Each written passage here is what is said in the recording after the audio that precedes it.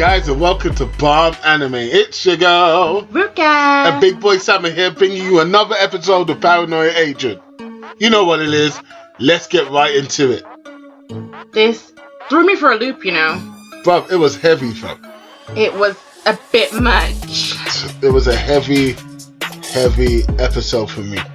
So let's get into something a little lighter, kind of. Harumi has been attacked, dressed half as Maria and half as Harumi. Yeah. So clearly it's come to a head for her fighting between her personalities, and it doesn't look like either one of them won. There were no winners in that fight. Well, it couldn't really be because she was fighting herself. Yep. Hopefully she'll get the help that she needs. It's funny that it didn't come to light about her being a lady of the night. It kind of did, but didn't. Because someone mentioned it, but it was the only mention in the whole episode, so it's not public. But those who know, know. Well, yes, of course, those who have indulged in her services. I thought you were going to say sampled her goods. Oh. Have obviously realised who it is. And then we've got Tsukiko again. Yeah. Stopping herself from watching the news. She's getting more and more creative with the ways in which she is getting rid of the information. The news was speaking about the connection between the victims. And then you've got Marumi, yeah, again acting as a vehicle of avoidance. So she drops it and it gets kicked over. Come on, man, Tsukiko. We want to know what the hell's going on. Own up. I'm not going to lie. I really wanted to watch that news article about the connections inside, like that news broadcast about the connections inside the show.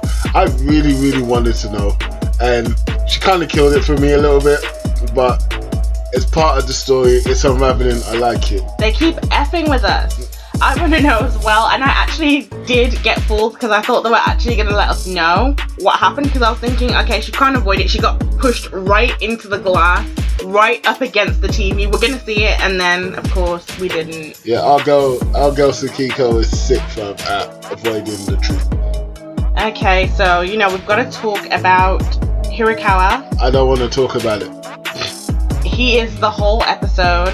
I really don't want to talk about it. It is quite heavy, but we are going to have to get into this. So he works with the two detectives who are investigating the case, or not necessarily with them because he's not a detective. He looks like just like a normal beat cop, but he knows them and they speak. He is a flawed character. He's literally the embodiment of what this show has showed us so far.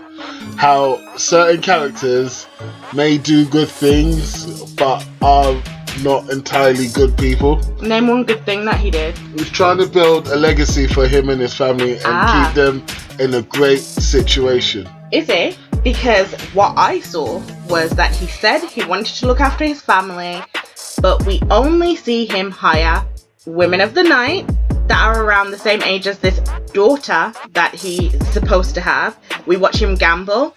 We watch him watch his house get built. We don't ever see his family, and I don't think that he has one. I think that he might have had a family, but I think that they have left him. And I have one sneaky, disgusting suspicion about why that is. Yeah, so, okay, your point is valid. I mean, we didn't see his family, but you know what, I'm just going to be real. I want it to be true that he has something good about him, and Ruka is probably right. He's completely flawed and he should really be at the bottom of the ocean or something. Because basically what I'm seeing is the backdrop to him talking about his family and all these things that he's trying to do is that manga where it's a hero type. Even when he's doing really bad stuff, in his head he's thinking he's this hero. So I don't think that he is connected very well to reality. If he really had a family, there is no way he would be able to be going out the way that he is constantly. He's never at home. Where is his actual home? Because I've actually only seen the home that is getting built. I haven't seen him go home anywhere. I haven't seen no family. I haven't seen any daughter. He carries around a schoolgirl bag. No. That was the one that he stole from. Yeah, I know. So we're getting into that then. Okay, you know, before we get into that, you're a police officer. you know how the law and crime works. Why are you wearing a pink, like, mask? Why are you wearing something so conspicuous? Aren't you supposed to try and, like, avoid that sort of forensic stuff? Well, maybe it was actually a smart move. If he was avoiding and doing so well, the police would immediately know that he must be in law enforcement because of the way that he's acting. If he acts like any other stupid criminal, then it being traced back to him gets a little bit harder. I don't know, that's a very naive way of thinking about it, in my opinion. Because those who are really great at crime are, yes, sometimes are police or law enforcement, but mostly have been in jail. And normally, the police are told to look at ex-criminals when it comes to sophisticated crimes, not necessarily law enforcement, because ex-criminals have had so many years to practice and create contingencies upon contingencies of the stuff that they are planning to do. So, again, it would have thrown them off his scent, knowing that. So, I want to know, like, I want to skip the heavy topic just for a moment and move to the back end of the episode where Hirakawa is screaming, like, why won't someone stop me? Someone please stop me. Obviously, he's on whatever drug. I didn't catch the guy's name. You didn't mention his name. Whatever guy is forcing him to do these robberies or to get this money. He's screaming how he wants to be stopped, and we've heard that usually from like psychopaths or serial killers, people who are doing like a lot of crime, like chain crimes. They kind of want to get caught and they'll leave evidence behind on purpose, or they'll contact law enforcement. And I'm wondering if that's what he did, because when he picked up the matchstick box and said it was the Rising Sakura, yeah, the detective kept it and he kept looking at it like there's a connection there. I'm wondering if he intentionally did something to get himself caught. But then if he wanted to get caught so badly, why didn't he just let Shonen Bat do his thing? First of all, quick side note, it's funny how this is a topic that is not considered heavy. We're talking about serial killers and bad guys. He probably didn't want to really be caught. He was just under the influence of the thing he was given in the car. However, that is probably also the reason why he didn't go down and stay down. Yeah, I believe that as well. But I did notice that when Shonen Bat hit him, his eyes were yellow. And this is a theme that has been going through the episode where people have been speculating what he might look like and saying, like, making him less of a human being and more of a grotesque monster of some sort. Yeah. And Hirakawa saw him with yellow eyes. Yeah. He was under the influence like we thought. I'm wondering if someone just bumped into him and he thought it was Shonen Bat and he just beat up a kid. I can't comment on that because I honestly don't know. Okay, we're gonna have to get into it. Oh god. Okay, so Hirakawa has rubbed me the wrong way since the first time I saw him. And that was in the Harumi Maria episode. Yeah.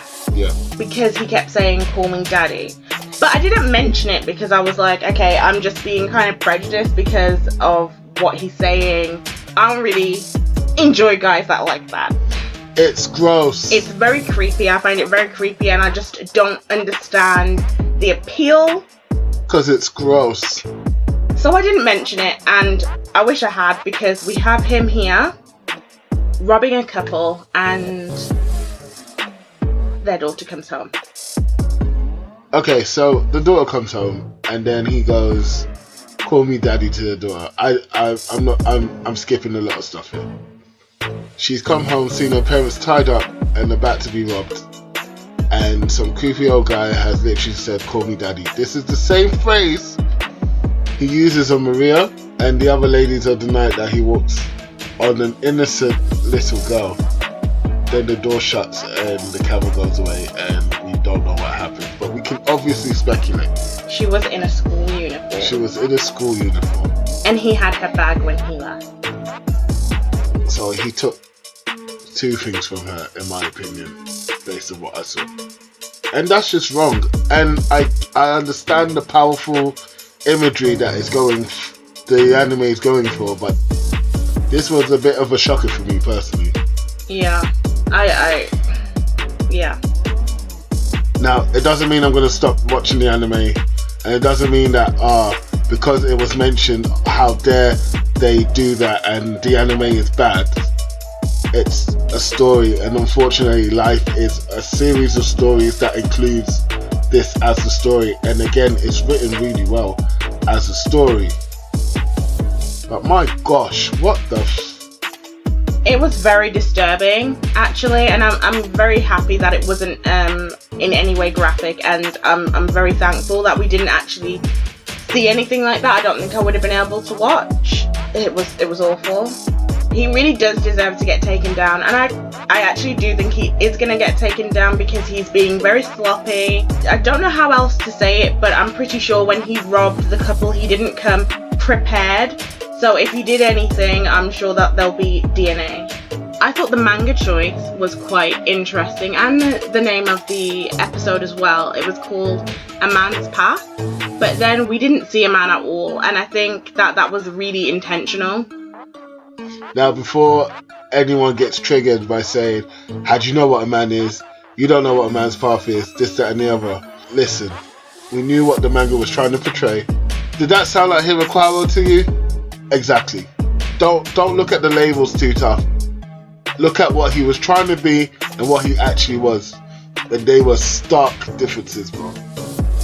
This again is following the theme of the other episodes where you're seeing the breakdown of someone's psyche right in front of you. They snap and then we see Shonen Bat. It's happened yet again. We're on episode 4 and it's the same pattern. That's what I'm seeing anyway. The person is like at their most vulnerable, and I really don't think he would have even gone as far as he did if he hadn't taken the drugs. But I do not think that the drugs was the reason why he did that. He was only holding himself back, and I think it would have happened eventually. The drugs just removed his inhibitions. That's why he could go ahead and rob the way that he was robbing, because we saw before he was even taking the drugs, he was still robbing. The first person he robbed was an old lady.